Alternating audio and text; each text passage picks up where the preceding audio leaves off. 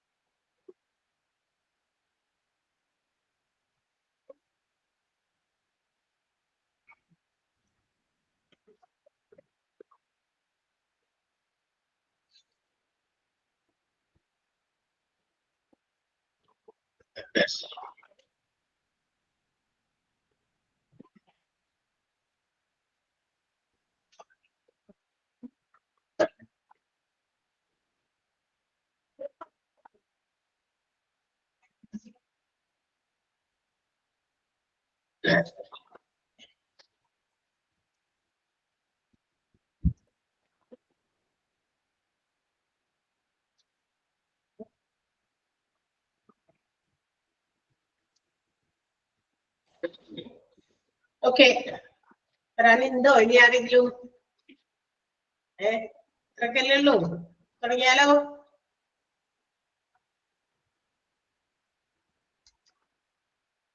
Almost ഇത്രയും പേരൊക്കെ ഉള്ളൂ എന്ന് എനിക്ക് തോന്നുന്നു. So let's start. Once again good morning all of you. നമുക്ക് നമ്മളുടെ എടുത്തോണ്ടിരിക്കുന്ന ചാപ്റ്ററിന്റെ എടുത്തോണ്ടിരിക്കുന്ന ചാപ്റ്റർ മീൻസ് ഒരു ബാലൻസ് ഭാഗമാണ് നമ്മൾ എടുത്തോണ്ടിരുന്നത്, റിക്രൂട്ട്മെന്റ് ആൻഡ് സെലക്ഷന്റെ. അതിനകത്ത് ഉള്ള ഗുഡ് മോർണിംഗ് ലക്ഷ്മി. അതിനകത്ത് നമുക്ക് എന്താ പറയാ, കഴിഞ്ഞ ദിവസം നമ്മൾ സ്റ്റാർട്ട് ചെയ്തത് ഇവാലുവേഷൻ ഓഫ് സെലക്ഷൻ പ്രോസസ് ആണ്. നമുക്ക് എങ്ങനെ ഇവാലുവേറ്റ് ചെയ്യാം നമ്മുടെ സെലക്ഷൻ പ്രോസസ്. അതായത് ഏത് ബിസിനസ് ഓർഗനൈസേഷനിലും അവിടെ ഓരോ എന്താ പറയാ, വരുന്ന candidates apply for A post. ആ ഒരു കാൻഡിഡേറ്റ് അവരുടെ ഏതെങ്കിലുമൊക്കെ വേക്കൻസീസിലെ പോസ്റ്റിന് വേണ്ടിയിട്ട് അപ്ലൈ ചെയ്യുന്ന സമയത്ത് അത് എന്തെങ്കിലുമൊക്കെ പാരാമീറ്റേഴ്സിന്റെ ബേസിസിലാണ് അവരെ സെലക്ട് ചെയ്യുക. ഒരുപാട് കാര്യങ്ങൾ അതിനകത്ത് കൺസിഡർ ചെയ്യും. ഇന്റർവ്യൂ ഉണ്ടാകും, ചില എന്താ പറയാ, റിക്രൂട്ട്മെന്റിന് മുമ്പ് റിട്ടേൺ ടെസ്റ്റുകൾ ഉണ്ടാകും, ഇന്റർവ്യൂസ് ഉണ്ടാകും, രണ്ടും ഉണ്ടാകുന്ന എന്താ പറയാ റിക്രൂട്ട്മെന്റുകളുണ്ട് അല്ലെ. അപ്പൊ സെലക്ഷൻ പ്രൊസീജിയേഴ്സ് എന്ന് പറയുന്നത് ഓരോ ഓർഗനൈസേഷനും അവരുടേതായ രീതിയിൽ അവരത് കണ്ടക്ട് ചെയ്യും. എല്ലാത്തിനും എല്ലാ ഇന്റർവ്യൂസും അല്ലെങ്കിൽ ഇന്റർവ്യൂസ് കണ്ടക്ട് ചെയ്യുമ്പോൾ ബേസിക് ആയിട്ടുള്ള ചില കാര്യങ്ങളൊക്കെ എല്ലാ ഓർഗനൈസേഷനും സിമിലർ ആയിട്ടായിരിക്കും ചെയ്യുക. അതർവൈസ് ബാക്കിയുള്ള കാര്യങ്ങളിലെല്ലാം അവർക്ക് കസ്റ്റമൈസ് ചെയ്ത് അവരുടെ ഇന്റർവ്യൂസോ സെലക്ഷൻ പ്രൊസീജിയേഴ്സോ ഒക്കെ കണ്ടക്ട് ചെയ്യാവുന്നതാണ്. അപ്പൊ ഈ സെലക്ഷൻ പ്രോസസ് ഹൗ മച്ച് എന്താ പറയുക ഇഫക്റ്റീവ് ഈസ് അത് എത്രത്തോളം ഇഫക്റ്റീവ് ആയിരുന്നു, നടത്തിയ സെലക്ഷൻ പ്രോസസ് എത്രത്തോളം ഇഫക്റ്റീവ് ആകുന്നു എന്നുള്ളത് ഇവാലുവേറ്റ് ചെയ്യേണ്ടത് വളരെ അത്യാവശ്യമാണ്. എന്ന് വെച്ചാൽ നമ്മുടെ സെലക്ഷൻ പ്രോസസ് കറക്റ്റ് ആയിരുന്നു, അക്യുറേറ്റ് ആയിരുന്നു എന്ന് വിലയിരുത്തണം. ഓക്കെ, ആ വിലയിരുത്തുന്നതുമായി ബന്ധപ്പെട്ടുള്ള ചില കാര്യങ്ങളാണ് നമ്മൾ കഴിഞ്ഞ ക്ലാസ്സിൽ പറഞ്ഞത്. So they have to find the answers for some questions. അതിനു വേണ്ടിയിട്ട് ചില ചോദ്യങ്ങൾക്ക് അവർ ഉത്തരം ഉണ്ടോ എന്ന് നോക്കുക. അങ്ങനെയാണ് നമ്മുടെ സെലക്ഷൻ പ്രോസസ്സിനെ ഇവാലുവേറ്റ് ചെയ്യുന്നത്. ആ ക്വസ്റ്റ്യൻസ് പല രീതിയിൽ അവര് എന്താ പറയാ ക്ലാസിഫൈ ചെയ്തിട്ടുണ്ട്. എന്തൊക്കെയാണ്? ആദ്യം തന്നെ first one analysis of the programme. ആ പ്രോഗ്രാം എങ്ങനെ നമ്മൾ അനലൈസ് ചെയ്യുന്നു പറഞ്ഞതാണ്. കുറെ ചോദ്യങ്ങൾ അതുമായി ബന്ധപ്പെട്ടിട്ടുണ്ട്. അനാലിസിസ് ഓഫ് ദ പ്രോഗ്രാമില് ഏത് ഹ്യൂമൻ റിസോഴ്സ് മാനേജ്മെന്റ് തിയറി പ്രാക്ടിക്കലായിട്ട് ചെയ്തിട്ടാണോ നമ്മൾ ഈ സെലക്ഷൻ പ്രൊസീജിയേഴ്സ് നടത്തിയിരിക്കുന്നത്. അതായത് ഹ്യൂമൻ റിസോഴ്സ് മാനേജ്മെന്റിൽ ഒരുപാട് കാര്യങ്ങളുണ്ട്. അതിന്റെ പേഴ്സണൽ പോളിസീസ്, അതിന്റെ നിയമങ്ങള്, തിയറീസ്, അതിന്റെ ബേസിസിലാണോ സെലക്ഷൻ പ്രൊസീജിയേഴ്സ് നടത്തിയിരിക്കുന്നത്, അത് നമ്മൾ നോക്കണം. ഇതൊക്കെയാണ് അത് എത്രത്തോളം ഭംഗിയായി നമ്മൾ അല്ലെങ്കിൽ കൃത്യമായി അക്യുറേറ്റ് ആയിട്ട് സെലക്ഷൻ പ്രൊസീജിയേഴ്സ് ക്യാരി ഔട്ട് ചെയ്തിട്ടുണ്ടെന്ന് മനസ്സിലാക്കേണ്ട ചില രീതികളാണ്. അതിന് ഈ പറയുന്ന ചോദ്യങ്ങളാണ് അതിനെ ഹെൽപ്പ് ചെയ്യുന്നത്. അപ്പൊ ഈ ചോദ്യങ്ങൾക്കൊക്കെ നമുക്ക് ഗെറ്റിംഗ് ദ പോസിറ്റീവ് ആൻസേഴ്സ്, ഈ ചോദ്യങ്ങൾക്കൊക്കെ നമുക്കൊരു പോസിറ്റീവ് ആൻസർ കിട്ടുകയാണെങ്കിൽ ദാറ്റ് മീൻസ് അതിന്റെ അർത്ഥം എന്താ, നമ്മളുടെ സെലക്ഷൻ പ്രൊസീജിയർ തെറ്റിയിട്ടില്ല, അത് കറക്റ്റ് ആണ് അല്ലെങ്കിൽ റൈറ്റ് പാത്തിലാണ് എന്നൊക്കെ നമുക്ക് മനസ്സിലാക്കാൻ പറ്റും. അത് ബിസിനസ് ഓർഗനൈസേഷന്റെ ആ മാനേജ്മെന്റിനാണ് അതിനുള്ള റെസ്പോൺസിബിലിറ്റി. അവരാണ് അതിന്റെ കാര്യങ്ങളൊക്കെ അതിന് വേണ്ടിയിട്ട് കണ്ടക്ട് ചെയ്യേണ്ടത്. പിന്നെ എല്ലാ സെലക്ഷൻ പ്രൊസീജിയേഴ്സിലെ കാര്യങ്ങളെല്ലാം പോളിസീസ് എല്ലാം ക്ലിയർ ആയിട്ട് സ്റ്റേറ്റ് ചെയ്തിട്ടുണ്ടോ എന്ന് വെച്ചാൽ വ്യക്തമായി പറഞ്ഞിട്ടുണ്ടോ, പ്രോപ്പർ ആയിട്ടുള്ള പ്രോസസ്സിംഗ് ആണ് നടത്തിയിരിക്കുന്നത്, അങ്ങനെ ഒരുപാട് ചോദ്യങ്ങൾ. ഇനി അതുപോലെ തന്നെ അനാലിസിസ് പ്രോഗ്രാമിന് പോലെ തന്നെ are the programmes and procedures properly communicated to all those people who are concerned and influenced by them. അതായത് നമ്മുടെ ഓർഗനൈസേഷനിലേക്ക് നമ്മൾ ക്യാൻവാസ് ചെയ്യുന്ന അല്ലെങ്കിൽ നമ്മൾ ഹയർ ചെയ്യാൻ പോകുന്ന ആ കാൻഡിഡേറ്റ്സിനെല്ലാം തന്നെ ആ പ്രോഗ്രാമിന്റെ സെലക്ഷൻ പ്രൊസീജിയേഴ്സിന്റെ കാര്യങ്ങളെല്ലാം തന്നെ വ്യക്തമായിട്ട് കമ്മ്യൂണിക്കേറ്റ് ചെയ്തിട്ടുണ്ടോ, ഇങ്ങനെയൊക്കെയാണ് നമ്മുടെ സെലക്ഷൻ പ്രൊസീജിയേഴ്സ് എന്നുള്ളത് അവർക്കും മാത്രമല്ല സെലക്ഷൻ നടത്തുന്ന ആൾക്കാരുണ്ടാവുമല്ലോ, ആ സെലക്ട് ചെയ്യുന്ന ആളുകൾക്കും അതിൻ്റെതായ കാര്യങ്ങളൊക്കെ വ്യക്തമായി കമ്മ്യൂണിക്കേറ്റ് ചെയ്യണം. പകുതിയൊക്കെ പറഞ്ഞ് വെച്ചിട്ട് എന്നിട്ട് അവസാനം ഏതെങ്കിലുമൊക്കെ കാൻഡിഡേറ്റ്സിനെ സെലക്ട് ചെയ്തു, അത് വിച്ച് മാച്ച് ദ വേക്കൻസി, നമ്മൾക്ക് ഉള്ള വേക്കൻസിയുമായിട്ട് മാച്ച് ചെയ്യുന്നവരാണോ അല്ലേന്നൊന്നും വ്യക്തമായ ധാരണയൊന്നുമില്ല. ഓരോരുത്തരും അവരവരുടെ രീതിയിൽ അത് എന്താന്ന് വെച്ചാൽ അതവർ സെലക്ട് ചെയ്തു, അങ്ങനെ പാടില്ല. അപ്പൊ എന്താണ് ഇതിന്റെ കാര്യങ്ങൾ എല്ലാം കൃത്യമായി കമ്മ്യൂണിക്കേറ്റ് ചെയ്തിരിക്കും. അത് നമ്മൾ പറഞ്ഞു. How effective is the implementation of the programme. നമ്മുടെ സെലക്ഷൻ പ്രോഗ്രാം കണ്ടക്ട് ചെയ്ത് കഴിഞ്ഞിട്ട് അത് എത്രത്തോളം ഇഫക്റ്റീവായി, അത് ഇംപ്ലിമെന്റ് ചെയ്തപ്പോ എത്രത്തോളം ഇഫക്റ്റീവ് ആണ്, ഇതും നമ്മൾ വിലയിരുത്തണം. ഇതെല്ലാം തന്നെ നമ്മുടെ സെലക്ഷൻ പ്രൊസീജിയേഴ്സിനെ ഇവാലുവേറ്റ് ചെയ്യുന്ന രീതികളാണ്. ഓക്കെ, അതിന് കുറെ ക്വസ്റ്റ്യൻസ് നമ്മൾ ചോദിക്കുന്നത് എന്താ പറയാ, എത്രത്തോളം നമ്മുടെ പ്രോഗ്രാം ഇംപ്ലിമെന്റ് ചെയ്തപ്പോ അത് എത്രത്തോളം ഇഫക്റ്റീവ് ആകുന്നു എന്നത് മനസ്സിലാക്കാനുള്ള കുറെ ക്വസ്റ്റ്യൻസ് ആണ്. Are the people executing the employment programme properly trained. അതായത് ആരാണ് ഈ ട്രെയിനിങ്, എന്താ പറയാ, നല്ല ട്രെയിനിങ് കിട്ടിയ ആൾക്കാരാണോ ഈ സെലക്ഷൻ പ്രൊസീജിയേഴ്സ് നടത്തിയത് അല്ലെ, അല്ലെങ്കിൽ ആരെങ്കിലും ഓക്കെ കുറച്ച് കാൻഡിഡേറ്റ്സ് നമുക്ക് വേക്കൻസീസ് ഫില്ല് ചെയ്യാൻ വേണം, അപ്പൊ അതിന് വേണ്ടി നിങ്ങളൊന്ന് സെലക്ട് ചെയ്യണം എന്ന് പറയുന്നത് ആർക്കെങ്കിലും ആ ഡ്യൂട്ടി ആ റെസ്പോൺസിബിലിറ്റി നമ്മൾ കൊടുക്കാൻ പാടില്ല. They have to be trained well. Properly trained ആയിട്ടുള്ള ആളുകളാണ് സെലക്ഷൻ പ്രൊസീജിയേഴ്സ് നടത്തുന്നത്. അപ്പൊ അങ്ങനെയുള്ള ആൾക്കാരാണോ ഈ പറയുന്ന സെലക്ഷൻ പ്രൊസീജിയേഴ്സ് എക്സിക്യൂട്ട് ചെയ്തിരിക്കുന്നത്? ഇസ് ഇറ്റ് ഓർ നോട്ട്, ആണോ അല്ലയോ? അല്ലാന്നുണ്ടെങ്കിൽ അല്ല, പ്രോപ്പർ ട്രെയിനിങ് ഒന്നും കിട്ടിയില്ല, അപ്പൊ അവൈലബിൾ ആയിട്ടുള്ള ആളുകളെ വെച്ചിട്ട് നമ്മൾ എന്ത് ചെയ്തു, അവരോട് ഒന്ന് സെലക്ഷൻ പ്രൊസീജിയേഴ്സ് നടത്താൻ പറഞ്ഞു. ഓക്കെ, അങ്ങനെയാണോ വേണ്ടത്? അല്ല, അവർക്ക് അതിന് പ്രോപ്പർ ട്രെയിനിങ് പ്രൊവൈഡ് ചെയ്തിരിക്കണം. ഇങ്ങനെയൊക്കെയാണ് നമ്മളുടെ വേക്കൻസീസിന്റെ സ്വഭാവം, നേച്ചർ, അത് പറയാം. And the number of employees needed, എത്ര ആൾക്കാർ വേണം, പിന്നെ അതിന്റെ skill, qualification, practical knowledge, experience, what ever it may be, അത് എന്തൊക്കെയാണോ കൃത്യമായിട്ട് അവർക്ക് അതിനുള്ള ട്രെയിനിങ് കൊടുത്തിരിക്കണം. ഇങ്ങനെയൊക്കെയുള്ള ഇതിന്റെ അടിസ്ഥാന ബേസിസിലാണ് we have to select the candidates എന്നുള്ള കാര്യം. അപ്പൊ അതിന്റെ ട്രെയിനിങ് കൊടുത്തവരാണോ നമ്മൾ ഈ പ്രോഗ്രാം ചെയ്യാൻ വേണ്ടി എന്താ പറയാ കൊടുത്തത്, അതാണോ അല്ലയോ? എക്സ് എന്നാണെങ്കിൽ ഓക്കെ, അപ്പൊ നമ്മൾ കറക്റ്റ് ആയിട്ടുള്ള രീതിയിലാണ് ചെയ്തത്. പിന്നെ is the actual performance of the programme at par with the set targets. നമ്മൾ ആ സെലക്ഷൻ പ്രോഗ്രാം കണ്ടക്ട് ചെയ്തപ്പോ നമ്മളൊരു ടാർഗറ്റ് ഫിക്സ് ചെയ്തിട്ടുണ്ട്, ഇത്ര ഈ ഒരു രീതിയിൽ നമ്മൾ സെലക്ഷൻസ് നടത്തണം. അതിന്റെ നേച്ചർ ഓഫ് സെലക്ഷൻ ആകാം, അല്ലെങ്കിൽ നമ്പർ ഓഫ് സെലക്ഷൻ ആകാം, അല്ലെങ്കിൽ skills for that particular employment, അതൊക്കെ ആകാം. ഇങ്ങനെ ഒരു ടാർഗറ്റ് നമ്മൾ already fix ചെയ്തിരിക്കും. And we have to compare the target with the actual selection procedure. അതിനുശേഷം നമ്മൾ നടത്തിയ സെലക്ഷൻ പ്രൊസീജിയറുമായിട്ട് അതിന്റെ ആക്ച്വൽ പെർഫോമൻസുമായിട്ട് കമ്പയർ ചെയ്യണം. ഓക്കെ, അതൊരു പോസിറ്റീവ് ആയിട്ടുള്ള ഒരു സൈൻ ആണ് തരുന്നതെങ്കിൽ സെലക്ഷൻ പ്രൊസീജിയേഴ്സ് കറക്റ്റ് ആണ്. ഓക്കെ, അല്ലെങ്കിൽ അത് മോശമായി പോയി, നമ്മുടെ സെലക്ഷൻ രീതി ശരിയായില്ല എന്ന് പിന്നീട് നമ്മൾ പരിതപിക്കേണ്ടി വരും. അതിന് കൊടുക്കാതിരിക്കാനായിട്ട് ഇത്തരം കാര്യങ്ങളൊക്കെ നേരത്തെ ആലോചിച്ച് വെക്കാം. And are the policy and procedure guide lines created and used. അതായത് സെലക്ഷൻ പ്രൊസീജിയേഴ്സിന് വേണ്ട ചില ഗൈഡ് ലൈനുകൾ അതൊക്കെ ഉണ്ടാക്കി പ്ലാൻ ചെയ്ത് നേരത്തെ രൂപീകരിച്ച് അതുപോലെ തന്നെ അത് ഉപയോഗിച്ചിട്ട് തന്നെയാണോ ആ സെലക്ഷൻ പ്രൊസീജിയേഴ്സ് നടത്തിയിരിക്കുന്നത് എന്നതിന് നമുക്കൊരു ആൻസർ വേണം. ഓക്കെ, അപ്പൊ ഇതൊക്കെയാണ് നമ്മളുടെ സെലക്ഷൻ പ്രൊസീജിയേഴ്സിന്റെ ഇവാലുവേഷനിൽ വരുന്ന ആദ്യത്തെ 3 പോയിന്റ്. ആൻഡ് ഫോർത്ത് വൺ ഇവിടെ പറഞ്ഞാൽ നമുക്ക് എടുക്കാനുള്ളത് ഫീഡ്ബാക്ക് ആണ്. അടുത്ത ഫീഡ്ബാക്ക്. ഈ ഫീഡ്ബാക്കിലും നമുക്ക് കുറെ ക്വസ്റ്റ്യൻസ് ഉണ്ട്. ഇതിന്റെയൊക്കെ ആൻസേഴ്സ് നോക്കുക, എന്നിട്ട് അതിന്റെ ഒരു പോസിറ്റിവിറ്റി നമുക്ക് എത്രത്തോളം ഉണ്ടെന്ന് നോക്കിക്കഴിഞ്ഞാൽ it is correct choice of selection. നമുക്ക് സെലക്ട് ചെയ്ത രീതി, തെരഞ്ഞെടുത്ത രീതി കറക്റ്റ് ആയിരുന്നു നമുക്ക് വിലയിരുത്താൻ പറ്റും. അപ്പൊ എന്തൊക്കെയാണ് ആ ചോദ്യങ്ങൾ ഫീഡ്ബാക്കിൽ? What type of company image is developed in eyes of placement officers of universities, colleges, public and private employment agencies regarding the methodology used by the company for executing a recruitment program.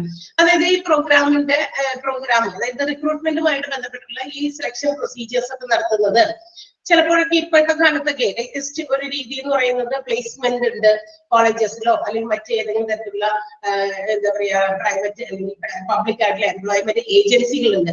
അതായത് നമ്മുടെ ലേബറേഴ്സിനെ എംപ്ലോയീസിനെ offer ചെയ്യുന്ന പ്രൈവറ്റും പബ്ലിക്കും ആയിട്ടുള്ള employment agencies ഉണ്ട്, തൊഴിൽ നൽകുന്ന അല്ലെ, PSC പോലെയുള്ളത്.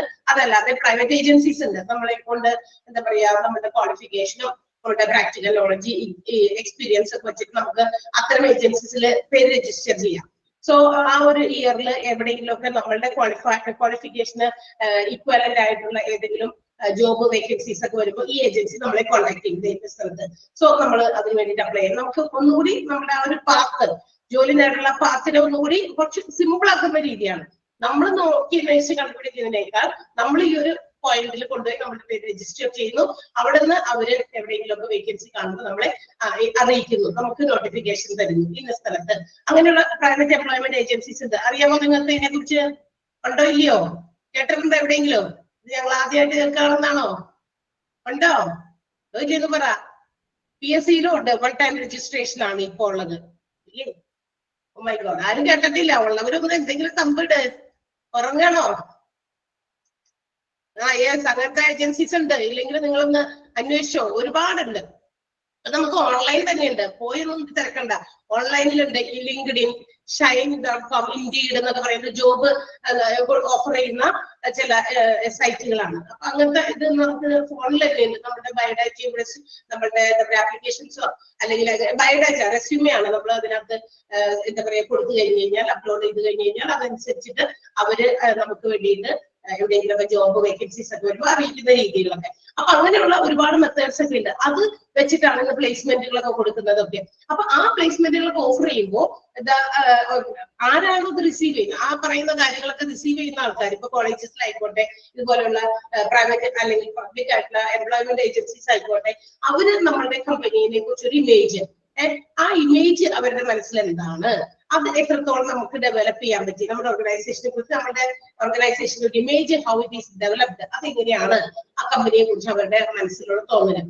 ആ മനസ്സിൽ, അതായത് if we are well established organisation, ഒരു നല്ല എസ്റ്റാബ്ലിഷ്ഡ് ആയിട്ടുള്ള ഓർഗനൈസേഷൻസിലേക്ക് പ്ലേസ്മെന്റ് വരിക, അല്ലെങ്കിൽ ഇങ്ങനെ ഒരു ജോലി ഒഴിവുണ്ടെന്ന് അറിയുമ്പോൾ ഒത്തിരി കാൻഡിഡേറ്റ്സ് അതിലേക്ക് അട്രാക്ട് ചെയ്യപ്പെടും അല്ലെ. അവിടെ ഒന്ന് ഒരു ആപ്ലിക്കേഷൻ കൊടുക്കണം, എനിക്ക് അവിടെ ഒരു ജോലി കിട്ടിയാൽ നന്നായിരുന്നു അല്ലെ. അത് ഒരു കമ്പനിയുടെ ഇമേജ് നോക്കിയും ആളുകൾ ജോബിന് വേണ്ടി എന്ത് ചെയ്യും, എന്താ പറയാ, അവര് അപ്ലൈ ചെയ്യും. അപ്പൊ അത് എത്രത്തോളം നമ്മളുടെ കമ്പനിയെ കുറിച്ച് ഒരു ഇമേജ് കൊടുക്കാനായിട്ട് പറ്റുന്നുണ്ട് ഇങ്ങനെയുള്ള സ്ഥലങ്ങളിൽ, അത് ആളുകളുടെ മനസ്സിൽ എങ്ങനെയാണ്, അല്ലെങ്കിൽ കമ്പനിയെ കുറിച്ചുള്ള ഇമേജ് അവരുടെ ഇടയിൽ എങ്ങനെയാണ്, അതിനുത്തരം. നല്ല രീതിയിലുള്ള ഇമേജ് ആണെങ്കിൽ ഒത്തിരി കാൻഡിഡേറ്റ്സിനെ നമുക്ക് നമ്മുടെ ഓർഗനൈസേഷനിലെ വേക്കൻസി ഫിൽ ചെയ്യാൻ അപ്ലൈ ചെയ്യിക്കാനായിട്ട് അട്രാക്ട് ചെയ്യാൻ പറ്റും. ഓക്കെ, അതാണ്. Next one, has a research been conducted on the currently hired employees and the applicants discarded in order to find out the treatment given to them by the company during the selection procedure? പിന്നെ ചെയ്യേണ്ടത് എന്താണെന്ന് വെച്ചാൽ research conduct ചെയ്യുക. അതായത് നമ്മളിപ്പോ higher ചെയ്തിരിക്കുന്ന employees നമ്മുടെ ഓർഗനൈസേഷനിലേക്ക് selection പ്രൊസീജിയേഴ്സിലൂടെ നമ്മൾ കുറച്ച് ആൾക്കാർക്ക് ജോലി കൊടുത്തു, നമ്മൾ അങ്ങനെ എംപ്ലോയീസിനെ ഹയർ ചെയ്തു. ആൻഡ് അതിൽ നിന്ന് കുറച്ച് പേരെയൊക്കെ നമുക്ക് വേണ്ടാണ്ട് വന്നു. We have discarded dum. എന്താ, അതായത് ഒരു 100 പേര് അപ്ലൈ ചെയ്തപ്പോൾ 100 പേർക്കും ജോലി കൊടുക്കാനില്ല. നമ്മളുടെ വേക്കൻസി ഫിൽ ചെയ്യാനേ നമുക്ക് പറ്റുള്ളൂ അല്ലെ. Company have some vacancies of 20, ഒരു ഏതെങ്കിലും ഡിപ്പാർട്ട്മെന്റുകളിലായിട്ട് ഒരു 20 വേക്കൻസി വന്നിട്ടുണ്ട്. അതിന് നമ്മൾ അഡ്വർടൈസ് ചെയ്തു. അപ്പൊ ഒരുപാട് ആപ്ലിക്കേഷൻസ് വന്നു. ഈ 20 പേർക്ക് കറക്റ്റ് ആയിട്ടുള്ള വേക്കൻസിയുടെ ആപ്ലിക്കേഷൻ ആയിരിക്കില്ല നമുക്ക് കിട്ടുക. 20 എണ്ണം വേക്കൻസി ഉള്ളുവെങ്കിൽ ചിലപ്പോൾ ഒരു 20,000 ആപ്ലിക്കേഷൻ വന്നിട്ടുണ്ടായിരിക്കും അല്ലെ. നമുക്കറിയാം ഒരുപാട് പേര് ആ പറയുന്ന ക്വാളിഫിക്കേഷനും ആ പാരാമീറ്റേഴ്സും ഒക്കെ സാറ്റിസ്ഫൈ ചെയ്യുന്ന ആൾക്കാർ ഇഷ്ടംപോലെ പേര് നല്ല വെൽ എസ്റ്റാബ്ലിഷ്ഡ് ഓർഗനൈസേഷൻ ആണ്. ദാറ്റ് മീൻസ് ഒരു നല്ല പോസിറ്റീവ് ഇമേജ് ഉള്ള ഒരു ഓർഗനൈസേഷൻ ആണെങ്കിൽ ഒരുപാട് പേര് ആ പോസ്റ്റിലേക്ക് വേണ്ടി അപ്ലൈ ചെയ്യും. അപ്പൊ നമുക്ക് ഈ പറഞ്ഞിരിക്കുന്ന 20 പേർക്ക് വേണ്ടി 200 ആപ്ലിക്കേഷൻ വന്നാൽ 200 പേർക്ക് ജോലി കൊടുക്കാൻ ഓർഗനൈസേഷന് പറ്റില്ല. അതിൽ നിന്ന് അദ്ദേഹം ടു സെലക്ട് അല്ലെ, ഇന്റർവ്യൂസും മറ്റു ഒരുപാട് കാര്യങ്ങളൊക്കെ കണ്ടക്ട് ചെയ്തിട്ടാണ് ഇവരെ സെലക്ട് ചെയ്യുന്നത്. അങ്ങനെ കണ്ടക്ട് ചെയ്യുമ്പോൾ ആ എടുത്തിരിക്കുന്ന എംപ്ലോയിയിൽ നിന്നും ചിലപ്പോൾ ഒരു അധിക വിഭാഗമായിട്ട് നമ്മൾ എന്ത് ചെയ്യുക, ഡിസ്കാർഡ് ചെയ്യാം, അവര് വേണ്ട എന്നുള്ള രീതിയിൽ നമ്മൾ തള്ളിക്കളയാം. അപ്പൊ അതൊന്ന് റിസർച്ച് ചെയ്യുക. എന്തിന്, ആ സെലക്ഷൻ പ്രൊസീജിയേഴ്സിൽ എത്ര പേരെ നമ്മൾ സെലക്ട് ചെയ്തു, എത്ര പേരെ നമ്മൾ ഡിസ്കാർഡ് ചെയ്തു, അതിനെ കുറിച്ച് ഒരു റിസർച്ച്. എന്തുകൊണ്ട് നമുക്ക് ഇവരെ വേണ്ടാന്ന് വെച്ചു, ഈ ഡിസ്കാർഡ് ചെയ്തതിൽ ചിലപ്പോൾ നമുക്ക് വീണ്ടും ആപ്റ്റ് ആയിട്ടുള്ള അല്ലെങ്കിൽ നമുക്ക് അനുയോജ്യമായ ആൾക്കാരെ അതിനകത്ത് ഉണ്ടായിരുന്നോ. So you have to make some research study regarding that. അതനുസരിച്ച് ഒരു പഠനമൊക്കെ നടത്തുന്നതും അപ്പൊ സെലക്ഷൻ പ്രൊസീജിയേഴ്സ് നന്നായിരുന്നോ ഇല്ലെന്നോ ഒന്നുകൂടി അറിയാൻ പറ്റും. മനസ്സിലായോ? 20 പേരെ നമ്മൾ സെലക്ട് ചെയ്തു. പക്ഷെ അത് കഴിഞ്ഞിട്ട് നമ്മൾ ഈ ഡിസ്കാർഡ് ചെയ്ത ആൾക്കാരുടെ ആപ്ലിക്കേഷൻസ് ഒക്കെ ഒന്നുകൂടി വീണ്ടും അനലൈസ് ചെയ്തു. അതിനെ കുറിച്ച് പഠനം നടത്തി കഴിഞ്ഞപ്പോ നമുക്ക് കണ്ടെത്താൻ സാധിച്ചു, ഒരുപാട് നല്ല ക്വാളിഫൈഡ്, നല്ല എക്സ്പീരിയൻസ്ഡ് ആയിട്ടുള്ള കുറച്ചധികം പേരെ നമ്മൾ വേണ്ടാന്ന് വെച്ചു.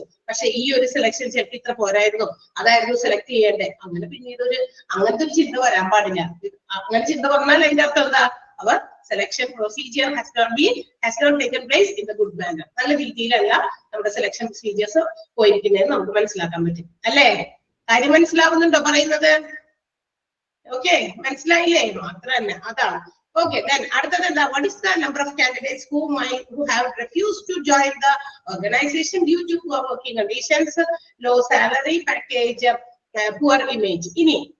ഇനിയും നമ്മൾ കണ്ടെത്തണം എത്രത്തോളം ഈ നമ്മൾ ഹയർ ചെയ്യാൻ പോയ നമ്മൾ ഹയർ ചെയ്ത കാൻഡിഡേറ്റ്സിൽ എത്ര പേരാണ് refuse to join the organisation. നമ്മൾ ഇന്റർവ്യൂവും സെലക്ഷനും ഒക്കെ നടത്തി, പക്ഷെ ഇതെല്ലാം കഴിഞ്ഞു. ഓഫർ ഓഫ് അപ്പോയിന്റ്മെന്റ് ചെയ്യാനുള്ള ലെറ്റർ ഒക്കെ കൊടുത്തു വിട്ടു, അല്ലെങ്കിൽ സെൻഡ് ചെയ്തു, ഇമെയിലായിട്ടോ മറ്റു രീതിയിലോ സെൻഡ് ചെയ്തു. പക്ഷേ they are not willing to join our organisation. ഇതെല്ലാം കഴിഞ്ഞു, പക്ഷെ നമുക്ക് പിന്നീട് കിട്ടിയ ചില ഏതെങ്കിലും തരത്തിലുള്ള മറ്റ് കാര്യങ്ങളിൽ നിന്ന് അവര് വിസമ്മതിക്കുകയാണ്. നമ്മുടെ ഓർഗനൈസേഷനിൽ ജോലി ചെയ്യാൻ അവർക്ക് താല്പര്യം കാണുന്നില്ല. എന്തുകൊണ്ടാണ്? അത് ചിലപ്പോ ഓഫർ ചെയ്ത സാലറി കുറഞ്ഞു പോയതുകൊണ്ടാകാം, പുവർ വർക്കിംഗ് കണ്ടീഷൻ. കാര്യം ശരി, ജോലിയുടെ പോസ്റ്റും ഒക്കെ നല്ലതൊക്കെ തന്നെയാണ്, പക്ഷെ അവിടെ വർക്കിംഗ് അറ്റ്മോസ്ഫിയർ അതത്ര പിടിച്ചിട്ടില്ല. മേ ബി അങ്ങനെയുള്ള കാരണങ്ങൾ കൊണ്ട് ആൾക്കാർ വേണ്ടാന്ന് വെക്കും, ഇല്ലേ? വേണ്ടാന്ന് വെക്കില്ലേ?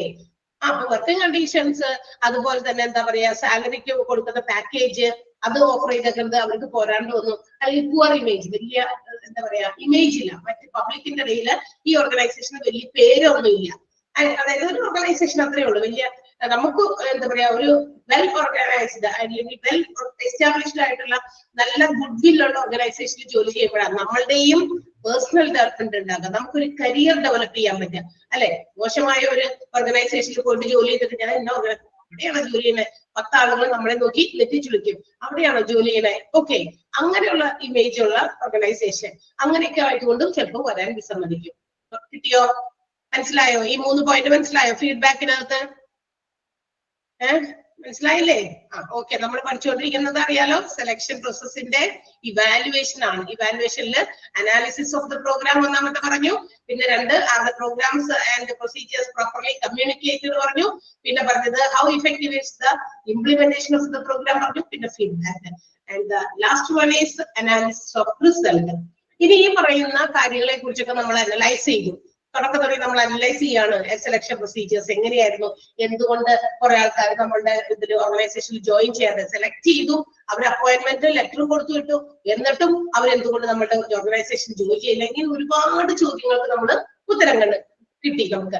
അങ്ങനെയാണെങ്കിൽ ആ റിസൾട്ട് ഒക്കെ ഒന്ന് പരിശോധിക്കുക. ഹൗ, അതെങ്ങനെയാണെന്നാണ് അടുത്ത questions. What are the performance level of new recruits? ഈ ലെവലൊക്കെ നമുക്ക് ഇനി അനലൈസ് ചെയ്യണം. ഈ റിസൾട്ട്, ഈ സെലക്ഷൻ പ്രൊസീജിയേഴ്സിന്റെ എന്താ പറയാ, അതിന്റെ എന്താ പറയാ ഒരു റിസൾട്ട് എന്ന് വെച്ചാൽ മലയാളം പെട്ടെന്ന് കിട്ടല്ലോ. ഓക്കെ, റിസൾട്ട് എന്താണെന്ന് മനസ്സിലാക്കണം.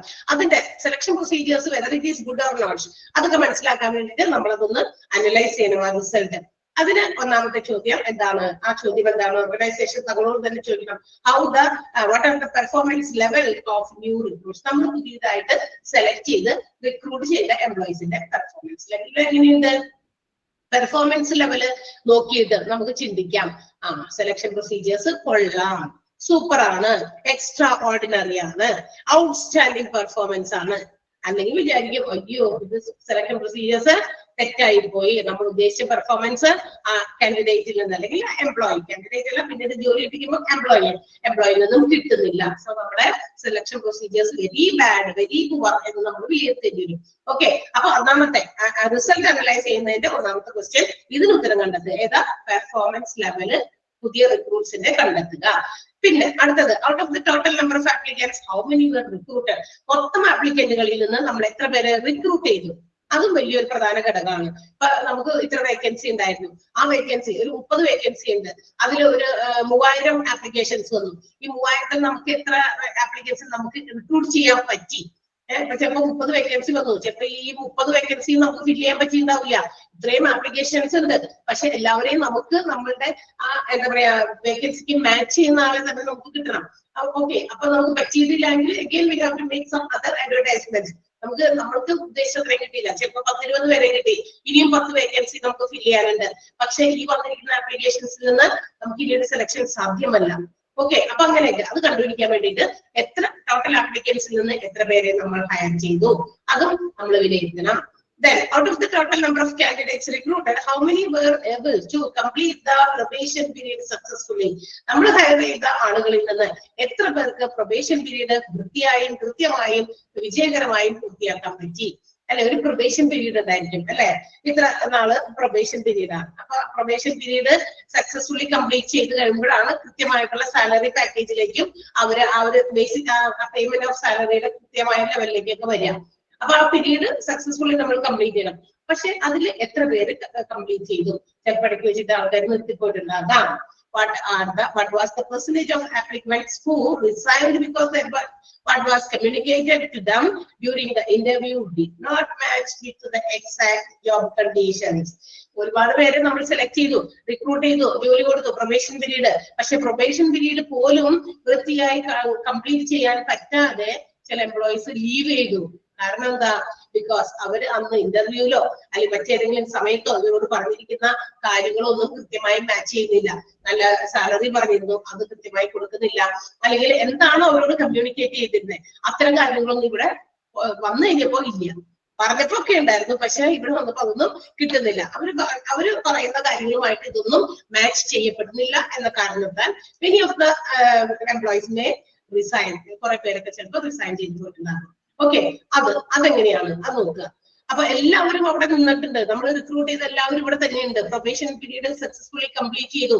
None of them have resigned. ഇത്രയും സമയം കൊണ്ട് ആരും തന്നെ എന്ത് ചെയ്തില്ല, റിസൈൻ ചെയ്ത് പോയില്ല എങ്കിൽ you can estimate that your selection is very good. അല്ലെ, നല്ല സെലക്ഷൻ ആയിരുന്നു എന്നുള്ളത് വിലയിരുത്താൻ പറ്റും. അതൊക്കെ തന്നെയാണ് നോക്കണേ.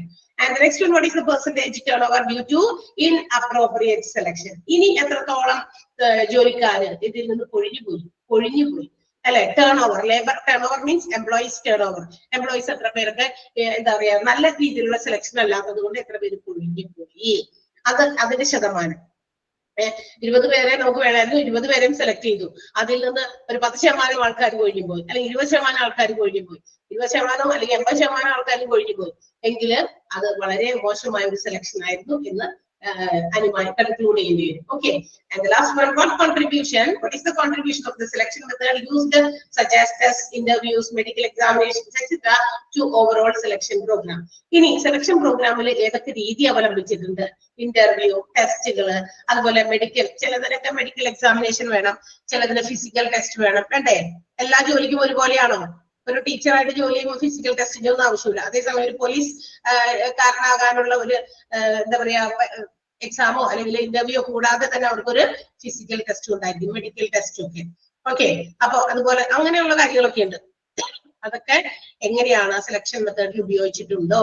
Did the forecast done by that selection tool true? അതായത് അവര് ഫോർകാസ്റ്റ് ചെയ്ത, അവര് മുൻകൂട്ടി പ്ലാൻ ചെയ്തതുപോലെ അവരുടെ സെലക്ഷൻ ടൂൾസ് എല്ലാം കൃത്യമായിരുന്നോ, സത്യമായിരുന്നോ? എടുത്ത സെലക്ഷൻ ടൂൾ ഇന്റർവ്യൂയിലൂടെയാണ്. ഓക്കെ, നമ്മൾ ഇന്റർവ്യൂയിലൂടെ സെലക്ട് ചെയ്ത കൃത്യമായിരുന്നു, സത്യമായിട്ടുള്ള സെലക്ഷൻസ് നടത്തിയിരിക്കുന്നത്. അല്ലെങ്കിൽ നമ്മൾ എന്തെങ്കിലും മെഡിക്കൽ എക്സാമിനേഷൻ നടത്തി, അതും ട്രൂ ആയിരുന്നു. ഇങ്ങനെയുള്ള കാര്യങ്ങളൊക്കെ വിലയിരുത്തണം. Are the selection devices used validated properly? ശരിയായ രീതിയിൽ വാലിഡേറ്റ് ചെയ്ത സെലക്ഷൻ എന്ന് വെച്ചിട്ടുണ്ടെങ്കിൽ നല്ല മൂല്യമുള്ള ചില സെലക്ഷൻ പ്രൊസീജിയേഴ്സ് ആണോ അല്ലെങ്കിൽ സെലക്ഷൻ ഡിവൈസസ് ആണോ നമ്മൾ യൂസ് ചെയ്തത് എന്നുള്ളത്. അപ്പൊ ഇതെല്ലാം നമ്മളുടെ സെലക്ഷൻ പ്രൊസീജിയറിന്റെ റിസൾട്ട് അനലൈസ് ചെയ്യുന്ന ഒരു രീതിയാണ്. ക്ലിയർ ആയോ? മനസ്സിലായോ? So these are the evaluation of selection process. സെലക്ഷൻ പ്രോസസ്സിന്റെ ഇവാലുവേഷൻ ആണ് നമ്മൾ ഈ കണ്ടതെല്ലാം. ആ 5 പോയിന്റുകൾ കൊണ്ടായിട്ടിരിക്കുന്ന 5 പോയിന്റുകൾ മാത്രം നിങ്ങൾ പഠിച്ചാൽ മതി. ബാക്കിയൊക്കെ നിങ്ങളൊന്ന് നന്നായി വായിച്ച് മനസ്സിലാക്കി വെക്കണം. കാരണം അതൊക്കെ നമുക്ക് അറിഞ്ഞിരിക്കേണ്ട കാര്യങ്ങളാണ്. ഒരു സെലക്ഷൻ പ്രൊസീജിയേഴ്സിൽ നമ്മൾ വിചാരിക്കും ഇതൊക്കെ എളുപ്പമാണെന്ന് അല്ലെ? ഓരോ ഓർഗനൈസേഷനിൽ എന്തെങ്കിലും വേക്കൻസി വന്നു കഴിഞ്ഞാൽ അവിടെയൊക്കെ പുതിയ നിയമനങ്ങൾ നടത്താൻ എത്ര എളുപ്പമാകും, ഇത്ര ആൾക്കാരെ ഇന്റർവ്യൂവിൽ. പക്ഷെ ഒത്തിരി അതിന്റെ ബിഹൈൻഡ് പ്രവർത്തിക്കേണ്ട കുറെ കാര്യങ്ങളുണ്ട്, പ്രവർത്തിക്കുന്ന കുറെ ആളുകളുണ്ട്. അതിലൊരുപാട് പാരാമീറ്റേഴ്സ് കണക്കിലെടുത്തിട്ടാണ് ഇതെല്ലാം ചെയ്യുന്നതെന്ന് നമ്മൾ മനസ്സിലാക്കണം. അപ്പൊ ഇതൊക്കെ നമ്മൾ അറിയണം. ഓക്കെ, നമ്മളും ഹ്യൂമൻ റിസോഴ്സ് മാനേജ്മെന്റ് ആണ് പഠിക്കുന്നത്. ഹ്യൂമൻ റിസോഴ്സ് മാനേജേഴ്സ് ആയിക്കഴിഞ്ഞാൽ we also are to be engaged in such procedures. ഇത്തരം സെലക്ഷൻ അതായത് എംപ്ലോയീസുമായിട്ട് ബന്ധപ്പെട്ട എല്ലാം നമ്മൾ ചെയ്യണമല്ലോ. റിക്രൂട്ട്മെന്റിന് മുമ്പുള്ള കാര്യങ്ങള്, റിക്രൂട്ട്മെന്റുമായിട്ട് ബന്ധപ്പെട്ട കാര്യങ്ങള്, after recruitment, that means at the time of retirement, human റിസോഴ്സുമായി ബന്ധപ്പെട്ട എല്ലാ കാര്യങ്ങളും ഡീൽ ചെയ്യുന്നതിൽ നമുക്ക് ഒരു പ്രധാനപ്പെട്ട ഇമ്പോർട്ടന്റ് റോൾ നമുക്ക് വഹിക്കാനുണ്ട്. അപ്പൊ ഇതൊക്കെ നമ്മൾ അറിയണം. ഇങ്ങനെയൊക്കെയാണ് സെലക്ഷൻ പ്രൊസീജിയേഴ്സ്. അപ്പൊ സെലക്ഷൻ പ്രൊസീജിയേഴ്സിൽ പോരായ്മകളുണ്ടോ ഇല്ലയോ ഇതൊക്കെ നമ്മൾ എസ്റ്റിമേറ്റ് ചെയ്യണം.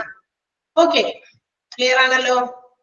ആൻഡ് ലാസ്റ്റ് പാർട്ടാണ് ഇനി നമുക്ക് പറഞ്ഞോട്ടെ, ബാരിയേഴ്സ് ടു സെലക്ഷൻ. പക്ഷെ എങ്കിലും നമ്മൾ പറഞ്ഞു സെലക്ഷൻ പ്രൊസീജിയേഴ്സ് കൃത്യമായിട്ടും ചെയ്യണം, അത് ഇവാലുവേറ്റ് ചെയ്യണം. പക്ഷെ there are some things അല്ലെങ്കിൽ സം എന്താ പറയാ ബാരിയേഴ്സ് ടു സെലക്ഷൻ. സെലക്ഷന് ഹിൻഡ്രൻസ് ആയിട്ട് നിൽക്കുന്ന, ബാരിയർ ആയിട്ട് നിൽക്കുന്ന, തടസ്സം നിൽക്കുന്ന കുറെ കാര്യങ്ങൾ ഉണ്ട്. ഒന്നാമത്തേത് ഡൈവേഴ്സിറ്റി ഓഫ് സെലക്ഷൻ അപ്രോച്ചസ്, രണ്ട് changing organisational environment, next one time and cost expenses, then perception, then fairness, validity, reliability and pressure on selectors. ഇത്രയും കാര്യങ്ങളാണ്. ഇതിന്റെ പ്രധാനമായിട്ട് ഈ ബാരിയേഴ്സ് ടു സെലക്ഷനിൽ ബോൾഡ് ആയിട്ടിരിക്കുന്ന പോയിന്റുകളുടെ ബിഗിനിങ്ങിൽ, പോയിന്റിന്റെ എക്സ്പ്ലനേഷനിൽ വലിയ ആവശ്യമില്ല, ഉണ്ടെങ്കിൽ ഞാൻ പറയാൻ വേണ്ടി, അല്ലെങ്കിൽ ആ പോയിന്റുകളാണ് നമുക്ക് എന്തൊക്കെയാണ് സെലക്ഷന്റെ ബാരിയേഴ്സ് ചുവടെ കൊടുത്തിരിക്കുന്നതില് എന്നൊക്കെ ചോദിച്ചാൽ നിങ്ങൾക്ക് ഈ പോയിന്റുകളായിരിക്കും കൂടുതൽ മനസ്സിലാക്കി പഠിച്ചു വെക്കേണ്ടത്. ഓക്കെ, ഒന്നാമത്തേത് ഡൈവേഴ്സിറ്റി ഓഫ് സെലക്ഷൻ അപ്രോച്ചസ് ആണ്. അതായത് ഒരു എന്താ പറയാ സെലക്ഷൻ നടത്തുമ്പോ ഇത് ആരാണ് ഇത് സെലക്ട് ചെയ്യേണ്ടത്, അതിന് പ്രോപ്പർ ആയിട്ടുള്ള മാനേജേഴ്സിനെ കിട്ടില്ല. ഈ സെലക്ഷൻ പ്രൊസീജിയേഴ്സ് ഒക്കെ മാനേജ് ചെയ്യാനേ ഒരു പ്രോപ്പർ മാനേജേഴ്സിന്റെ അൺഅവൈലബിലിറ്റി, അതായത് കൃത്യമായ രീതിയിൽ സെലക്ഷൻ പ്രോസസ് നടത്താൻ അതിന്റെ കാര്യങ്ങളൊക്കെ നോക്കി മനസ്സിലാക്കി ചെയ്യാനായിട്ട്. കാരണം ഈ സെലക്ഷൻ പ്രൊസീജിയേഴ്സ് എല്ലാവർക്കും ഒരുപോലെയല്ല. ഞാൻ നേരത്തെ പറഞ്ഞു, കസ്റ്റമൈസ് ചെയ്ത് നമുക്ക് ഓരോ ഓർഗനൈസേഷനും they can do their own selection procedures. അതിനൊരു കോമൺ നേച്ചർ ഇല്ല, അല്ലെങ്കിൽ കോമൺ ആയിട്ട് ഏതെങ്കിലും ഒരു സെലക്ഷൻ അപ്രോച്ച് ഇല്ല. അതുകൊണ്ട് തന്നെ എന്താണ്, നമുക്ക് അത് ചെയ്യാൻ പറ്റുന്ന ചില മാനേജേഴ്സിനെ നമുക്ക് ആ ജോലി ഏൽപ്പിക്കാനായിട്ട് കൃത്യമായിട്ട് പറ്റുന്നില്ല. കാരണം അതെല്ലാം ചെയ്ത് മനസ്സിലാക്കി നല്ല രീതിയിൽ സെലക്ഷൻ ചെയ്യാനുള്ള മാനേജേഴ്സിന് കിട്ടാത്ത ഒരു അവസ്ഥ. അതാണ് സെലക്ഷൻ പ്രൊസീജിയേഴ്സിന് തടസ്സം നിൽക്കുന്ന first and the most important point. ഒന്നാമത്തെ പോയിന്റ് അതാണ്. നല്ല perfect way to choose managers, നല്ല രീതിയിലുള്ള മാനേജേഴ്സിനെ ചൂസ് ചെയ്യാനായിട്ട് നമുക്ക് പറ്റുന്നില്ല. Because there are variety of selection approaches.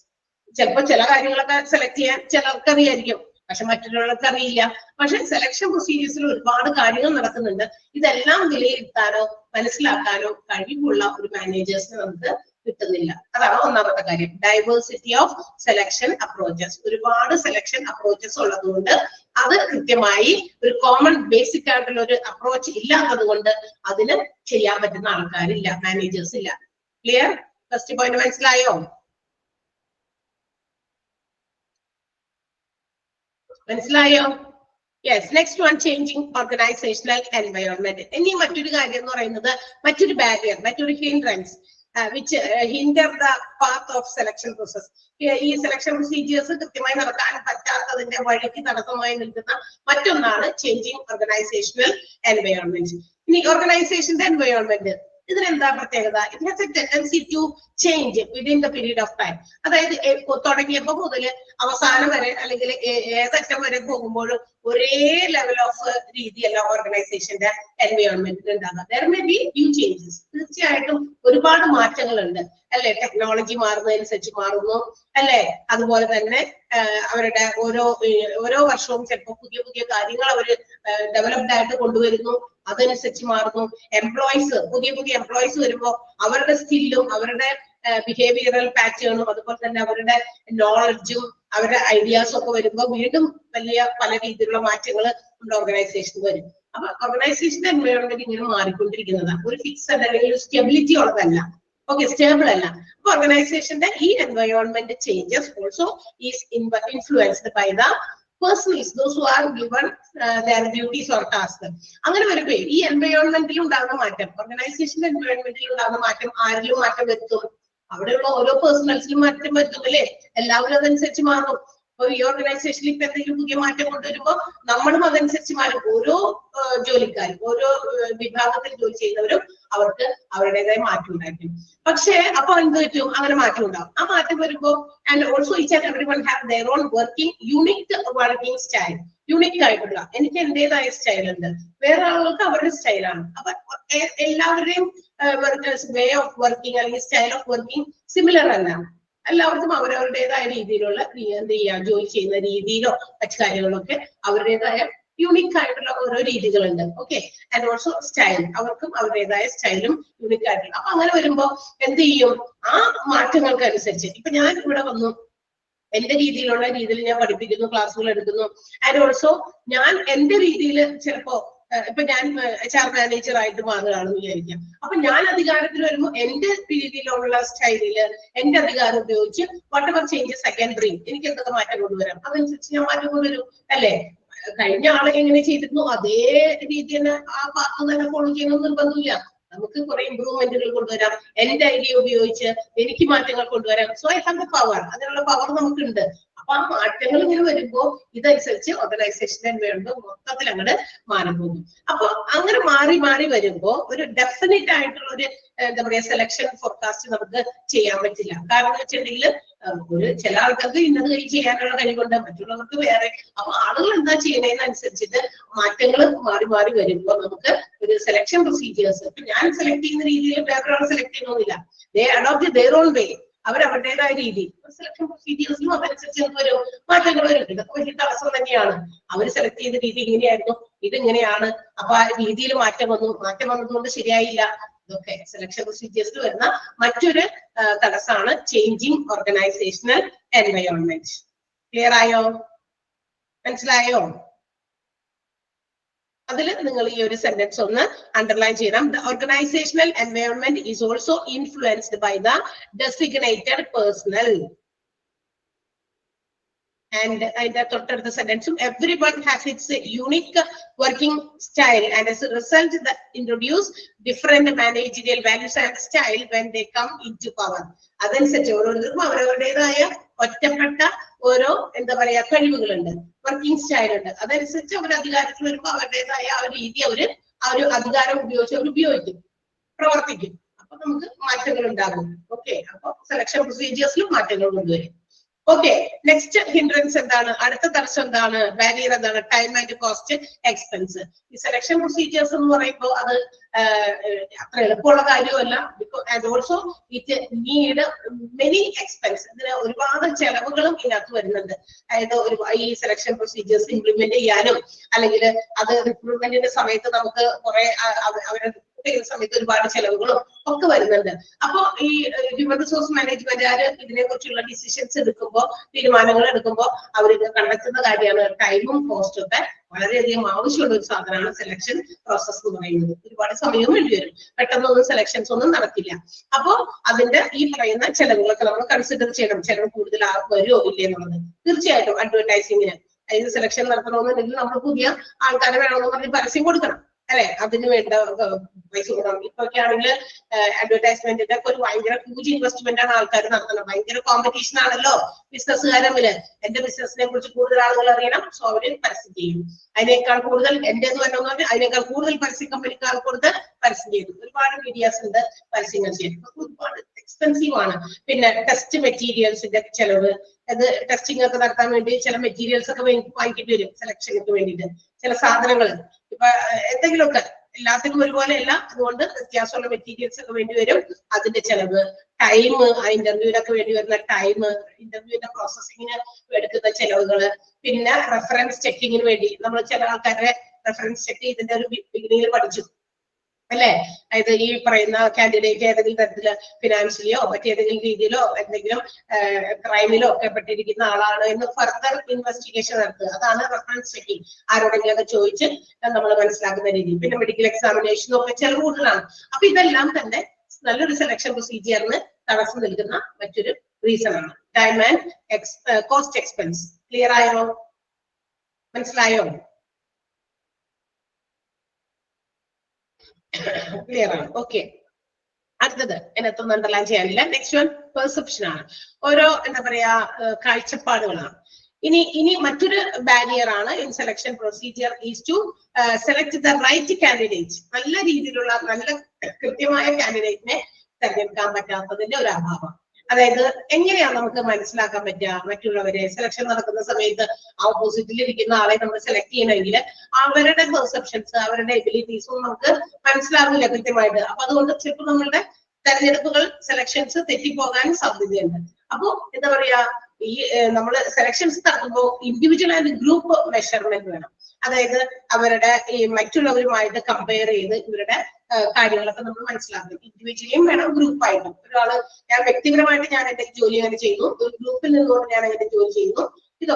ഇതൊക്കെ നമുക്ക് ഏറ്റവും അത്യാവശ്യം അറിയേണ്ട കാര്യങ്ങളാണ്. So that they can choose the right person, right candidate for the job. ഇതൊക്കെ കൃത്യമായി മനസ്സിലാക്കാൻ പറ്റിയാൽ നമുക്ക് നല്ലൊരു കാൻഡിഡേറ്റിനെ നമുക്ക് ജോബ് കൊടുക്കാൻ പറ്റും. പക്ഷേ ഇവിടെ പ്രശ്നം എന്താണെന്ന് വെച്ചാൽ നമുക്ക് എന്ത് ചെയ്യാൻ പറ്റില്ല. നമുക്ക് ഓരോ ആളുകൾക്കും അവരുടേതായ പെർസെപ്ഷൻ ഉണ്ട്, അവരുടേതായ വീക്ഷണമുണ്ട്. ഡിഫറെന്റ് മാനറിലാണ് ഓരോരുത്തരെ നോക്കുന്നതും വിലയിരുത്തുന്നതും ഒക്കെ.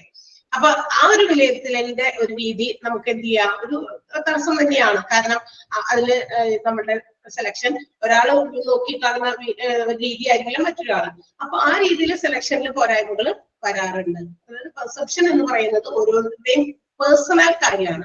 ആ പേഴ്സണൽ ആയിട്ടുള്ള കാര്യം മറ്റുള്ളവരെ നമ്മൾ നോക്കി കാണുമ്പോൾ എല്ലാവരും ഒരുപോലെ കാണുന്നില്ല. ഞാൻ ഒരാളെ കാണുന്ന രീതി ആയിരിക്കില്ല മറ്റൊരാൾ വേറെ അയാളെ തന്നെ കാണുന്നത്. ഞാൻ എയും ബിയും രണ്ടാൾക്കാര് ഒരാള് നമ്മൾക്ക് മുമ്പിൽ ഇന്റർവ്യൂവിന് വേണ്ടി ഇരിക്കുകയാണ്. അപ്പൊ ഞാൻ ഹൗ ഐ സീ ഹിം അല്ലെങ്കിൽ വാച്ച് ഹിം അല്ലെങ്കിൽ ഒബ്സർവ് ഹിം, ആളെ എന്റെ മുമ്പിൽ ഇരിക്കുന്ന കാൻഡിഡേറ്റിനെ ഞാൻ എങ്ങനെ വീക്ഷിക്കുന്നു, ഞാൻ എന്ത് രീതിയിലാണ് ആളെ കാണുന്നത്, എന്തൊക്കെയാണ് ഞാൻ ചോദിച്ചു മനസ്സിലാക്കിയതെന്ന് എനിക്ക് കിട്ടിയ ആളെ കുറിച്ചുള്ള ഒരു പെർസെപ്ഷൻ അത് ഒരിക്കലും മറ്റൊരാളുടെ മുമ്പിൽ സെയിം ആള് തന്നെ ചിലപ്പോൾ ഇന്റർവ്യൂവിനോ മറ്റു കാര്യങ്ങൾക്കോ ചെല്ലുമ്പോൾ അവര് നോക്കി കാണുന്ന രീതി അതിൽ വ്യത്യാസം ഉണ്ടായിരുന്നു. സോ അതും മറ്റൊരു ബാരിയർ തന്നെയാണ്. ക്ലിയർ ആയോ? മനസ്സിലായോ? നെക്സ്റ്റ് വൺ ഫെയർനെസ് ആണ്. ഫെയർനെസ് എന്ന് പറയുന്നതും നമ്മുടെ സെലക്ഷൻ പ്രൊസീജിയറിൽ ഏറ്റവും ഇമ്പോർട്ടന്റ് ആയിട്ടുള്ള കാര്യമാണ്. Fairness means no discrimination and bias against any individual or on the basis of religion, race, gender etcetera.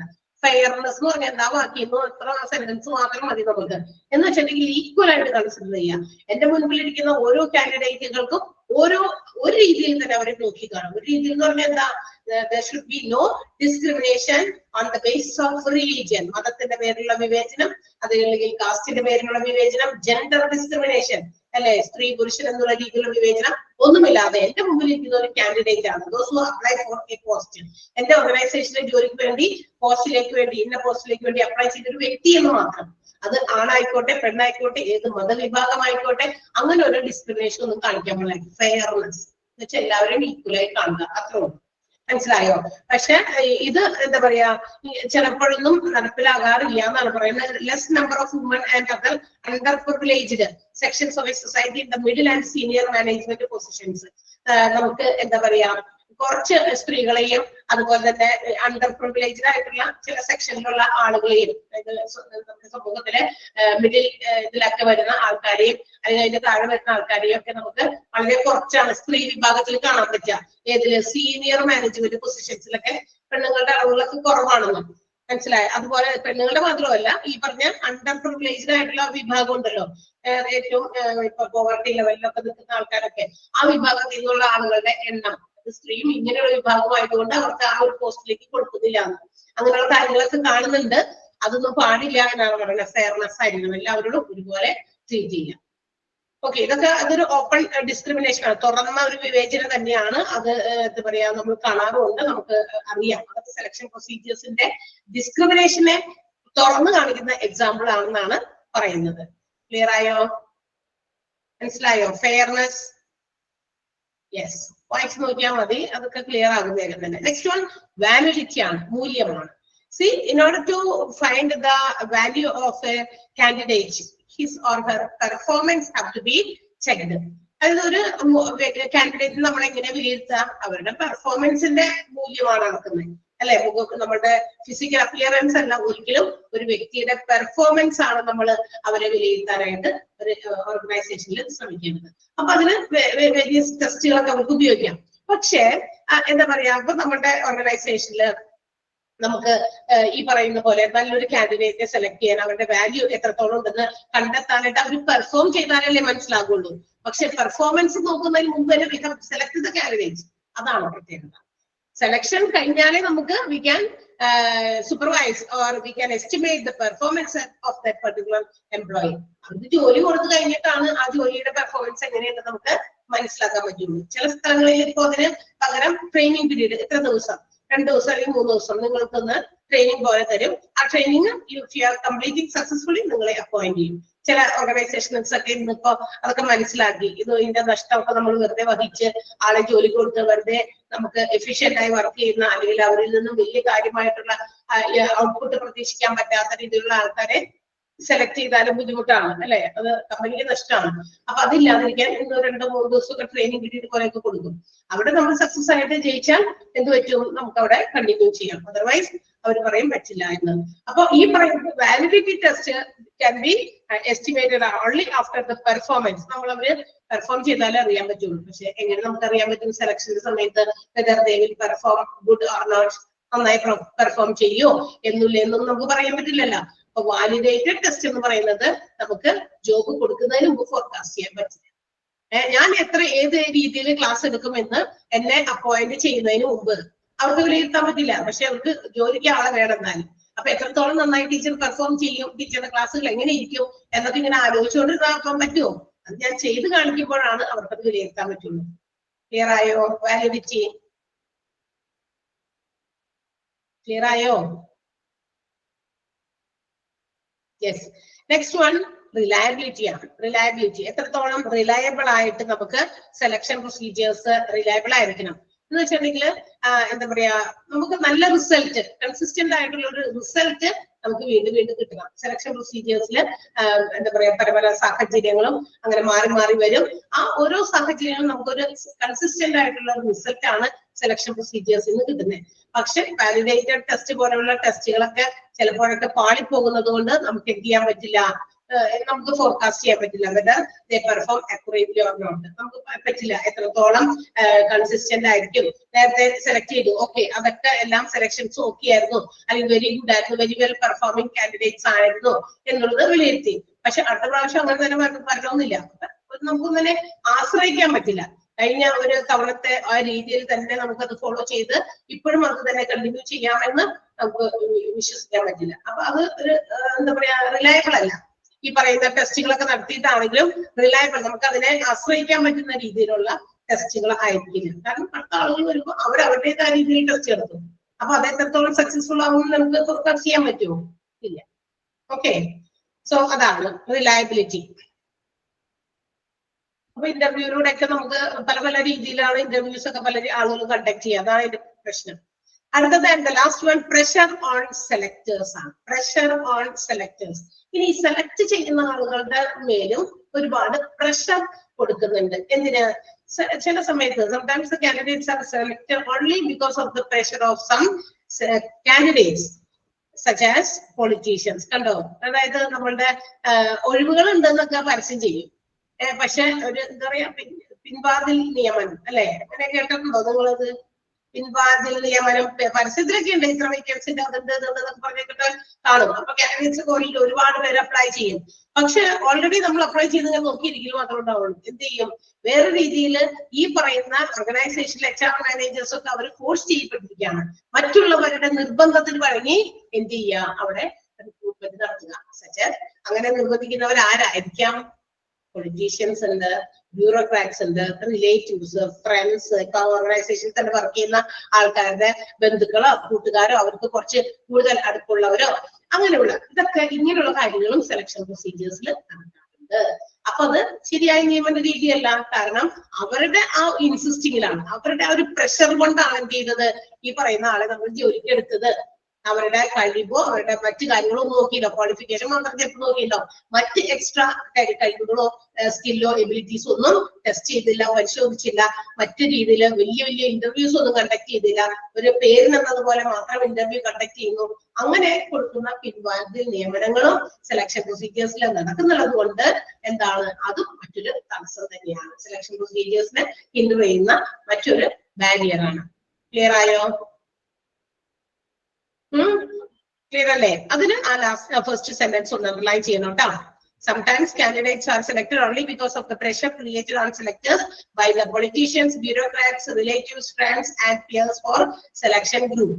Selection purpose. ചില ആൾക്കാരുടെ ചില ഗ്രൂപ്പുകാരുടെ ഒക്കെ ചില സമ്മർദ്ദം കൊണ്ട് ഒക്കെ എന്ത് ചെയ്യാറുണ്ട്, സെലക്ഷൻ നടത്താറുണ്ട്. പക്ഷെ അങ്ങനെ സെലക്ട് ചെയ്യുന്നവർ may not be fit for the job. അവര് ചിലപ്പോ എന്തെങ്കിലും ചക്ക വേണം വലിച്ചതുപോലെ അവരുടെ ആ ജോബിന് ഫിറ്റ് ആയിരിക്കാം. ചില സമയത്ത് എന്താവില്ല, അവരുടെ ജോബിന് ഫിറ്റ് അല്ല. ബിക്കോസ് ഇങ്ങനെയുള്ള ആളുകളുടെ പ്രഷർ കൊണ്ട് മാത്രം നിയമിതനായതാണ് അല്ലെങ്കിൽ നിയമിതയായതായിരിക്കും.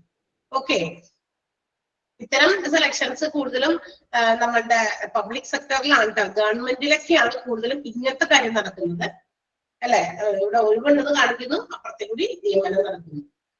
ഓക്കെ, പബ്ലിക് സെക്ടേഴ്സിലാണ് because of this pressure. Okay, clear ആയോ? ആ പോയിന്റ് ഒന്ന് അണ്ടർലൈൻ ചെയ്യണേ, ഫസ്റ്റ് സെന്റൻസ് മാത്രം. Clear? So these are the barriers for selection. സെലക്ഷനെ എന്താ പറയാ, തടസ്സപ്പെടുത്തുന്ന ചില ഹിൻഡ്രൻസുകൾ, തടസ്സങ്ങളാണ് നമ്മൾ പറഞ്ഞത്. ഡൈവേഴ്സിറ്റി ഓഫ് സെലക്ഷൻ അപ്രോച്ചസ്, ഒന്നാമത്തേത് പല രീതിയിലുള്ള സെലക്ഷൻ അപ്രോച്ചസ് ഉണ്ട്. അതുകൊണ്ട് ചേഞ്ചിങ് ഓർഗനൈസേഷണൽ എൻവയോൺമെന്റ്, ഓർഗനൈസേഷനിലെ എൻവയോൺമെന്റിൽ ഉണ്ടാകുന്ന പലതരത്തിലുള്ള മാറ്റങ്ങള്, അതായത് പലർക്കും പല സ്റ്റൈലാണ്, അവരവരുടെ സ്റ്റൈൽ അനുസരിച്ച് അധികാരത്തിൽ വരുമ്പോൾ മാറ്റങ്ങൾ അവർ കൊണ്ടുവരും. ഞാൻ ഏത് രീതിയിലാണോ ആ രീതിയിൽ എന്റെ കാര്യങ്ങൾ ചെയ്യും. അടുത്ത പ്രാവശ്യം വേറെ ആരെങ്കിലും അതേ പൊസിഷനിലേക്ക് മാനേജിങ് സ്റ്റൈലിലേക്ക് വരുമ്പോൾ അവരുടെ അധികാരം ഉപയോഗിച്ച് അവരവരുടേതായ സ്റ്റൈലില്, യൂണിക് സ്റ്റൈലാണല്ലോ എല്ലാവർക്കും, പല പല രീതിയാണല്ലോ. Time and cost expense, perception, then validity, fairness, reliability and pressure on selectors. Clear ആയോ? മനസ്സിലായില്ലേ? Yes, okay. അപ്പൊ നമ്മളുടെ റിക്രൂട്ട്മെന്റ് ആൻഡ് സെലക്ഷൻ എന്ന് പറയുന്ന ഒരു ഭാഗത്തെ ഒരു ചെറിയ പോർഷൻ ആണ് നമ്മൾ റെഫറൻസ് ചെക്ക് എന്ന് പറയുന്ന ഭാഗവും സെലക്ഷൻ എന്ന് പറയുന്ന ഒരു ഭാഗവുമാണ് ഞാൻ ക്ലാസ്സിൽ എടുത്തത്. അപ്പൊ അതോടുകൂടി നമ്മളുടെ ക്ലാസ് ഇവിടെ അവസാനിക്കുകയാണ്. ഇനി ചാപ്റ്റർ ഒന്നും ഇല്ല, ബാക്കിയുണ്ട്. 3 പ്ലസ് ഈ ഒരു പോർഷനും നമ്മൾ എടുത്തിട്ടുണ്ട് ക്ലാസ്സിൽ അല്ലെ. ഓക്കെ, ഇനി നിങ്ങൾക്ക് ഒരു ചെറിയ ഭാഗം, ഒരു ടേബിൾ ആണ് അതിന്റെ ബാക്കിയായിരുന്നു ഒന്ന് കിടക്കുന്നത്. റിക്രൂട്ട്മെന്റും സെലക്ഷനും തമ്മിലുള്ള ഡിഫറൻസ് ആണ്. ഞാൻ സ്റ്റാർട്ട് ചെയ്ത് ഇത് ഓടിച്ചിട്ട് പറയേണ്ട ആവശ്യമില്ല. എന്തായാലും ഒരു ഭാഗം അടുത്ത ടീച്ചർ എടുത്തോളൂ, സോളിയസ് എടുത്തോളൂ കേട്ടോ. ഇത് സാധനമൊക്കെ ഉള്ളൂ എന്ന് തോന്നുന്നു. ഇതല്ലേ ഉള്ളൂ? ബാക്കിയൊക്കെ തീർന്നില്ലേ? ബാക്കിയൊക്കെ തീർന്നോ? കൺഫേം ആണോ? പറയൂ നിങ്ങള്. ഓക്കെ, ഈ ഒരു പെട്ടി മാത്രമേ ഉള്ളൂ, അത് ടീച്ചർ എടുത്തോളൂ. കാരണം ടീച്ചർ കഴിഞ്ഞ ക്ലാസ്സിൽ പറഞ്ഞു ശരിയാണോന്ന്. എല്ലാ ചാപ്റ്റർ എടുത്ത് തീർന്നോ? തീർന്നല്ലോ അല്ലേ? ഇനിയിപ്പോ ഈ ഭാഗം, ഇതിൽ നിന്ന് ഒരു ഭാഗം നമ്മുടെ സോളി മിസ്സും പിടിച്ചിട്ടുണ്ടായിരുന്നു. അപ്പൊ സോളി മിസ്സിന്റെ ക്ലാസ് ലാസ്റ്റ് ക്ലാസ്സിൽ ഇങ്ങനെ ഇതുപോലെ തന്നെ ടീച്ചർ പറഞ്ഞിരുന്നു. ഞാൻ ചോദിച്ചു തീർന്നാന്ന്. തീർന്നെങ്കിൽ നമുക്ക് നിങ്ങൾക്ക് സ്റ്റഡി ലീവ് കൊടുക്കാലോ. അപ്പൊ അതിനുവേണ്ടി ചോദിച്ചപ്പോ അതിങ്ങനെ ലാസ്റ്റ് ഭാഗം എന്തോ ഓടിച്ചിട്ടിട്ടാണ് ടീച്ചർ പറഞ്ഞേക്കണേ. നെക്സ്റ്റ് ക്ലാസ്സിൽ അതിന്റെ കുറച്ചും കൂടിയൊക്കെ ഒന്ന് കംപ്ലീറ്റ് ചെയ്യണം. അതിനുശേഷം ഈ ഒരു ടേബിളും ടീച്ചറിന്റെ അടുത്തോളാം എന്നാ പറഞ്ഞിരുന്നത്. അല്ലെങ്കിൽ ആ ഒരു അവർ ചിലപ്പോൾ കംപ്ലീറ്റ് ആവില്ല. ആ ഒരു സമയം കൊണ്ട് ഇനി ഓവറോൾ ആ ഒരു ഭാഗത്ത് ടീച്ചർക്ക് ക്ലാരിഫിക്കേഷൻ തരാനുള്ളത് ചെയ്യുകയും ചെയ്യും. ഈ ഒരു ടേബിള് റിക്രൂട്ട്മെന്റും സെലക്ഷനും തമ്മിലുള്ള ഡിഫറൻസും ടീച്ചർ എടുക്കും. മനസ്സിലായോ? മനസ്സിലായോ? യെസ്. അപ്പൊ ഇനി വാട്ട് നെക്സ്റ്റ്? അപ്പൊ ഇനി എന്താ അടുത്തത്? ആ തിങ്കളാഴ്ചത്തെ ആ ക്ലാസ്സോട് തീരും. അപ്പൊ പിന്നെ എന്താ ഇനി എന്താ ഉള്ളത്? And you are waiting for the exam അല്ലെ. നമുക്ക് ഇതിന്റെ ഒരു പേപ്പർ 2 എക്സാം ഉണ്ട്. 4, 5, 6 ചാപ്റ്റേഴ്സ് മാത്രമായിട്ടുള്ളൊരു എക്സാം ഉണ്ട്. അത് 21st I think you have already got the time table. Time table കിട്ടിയതല്ലേ? 21ാം തീയതിയാണ് അല്ലെ? 21ാം തീയതി. ഓക്കെ, 21ാം തീയതി നിങ്ങൾക്ക് രണ്ടാമത്തെ പാർട്ട് 4, 5, 6 അതിന്റെ മോഡൽ എക്സാം ഉണ്ട്. 21ാം തീയതിയാണ്, 21st ആണ്. അപ്പൊ അതിന് ഒന്ന് പ്രിപ്പയർ ചെയ്യുക. അതിനുശേഷം വീണ്ടും ഒരു ചെറിയ ഗ്യാപ്പ് തന്നിട്ടാണ് ഫൈനൽ എക്സാമിലേക്ക് പോണേ അല്ലേ? തന്നിട്ടുണ്ടോ ടൈം ടേബിള്? ഫൈനൽ എക്സാമിന്റെ തന്നോ? യെസ്. എന്നാ സ്റ്റാർട്ട് ചെയ്യുന്നേ? സ്റ്റാർട്ട് ചെയ്യുന്ന യെസ് 26th-നാണ്. 26th-നാണ്. അപ്പൊ 26-ാം തീയതി അത് ആ തന്നിരിക്കുന്ന ടൈം ടേബിൾ പ്രകാരം തന്നിരിക്കുന്ന ഏത് രീതിയിലാണോ നിങ്ങളുടെ എക്സാമിന്റെ ഒരു ടൈം, അതുപോലെ തന്നെ പേപ്പേഴ്സ്, അതായത് മൊഡ്യൂളുകൾ എങ്ങനെയാണ് സെറ്റ് ചെയ്തിരിക്കുന്നത് ആ രീതിയിലായിരിക്കും പരീക്ഷകൾ കണ്ടക്ട് ചെയ്യപ്പെടുന്നത്. ഓക്കെ, അപ്പോ കഴിഞ്ഞ കുറച്ച് നാളുകളായിട്ട് നമ്മളോടൊപ്പം ഒക്കെ ഉണ്ടായിരുന്നു. നിങ്ങളോടൊപ്പം നിങ്ങൾക്ക് കൂടുതൽ ക്ലാസ് എടുത്തേക്കുന്നത് ഞാനാണെന്ന് എനിക്ക് തോന്നുന്നത്.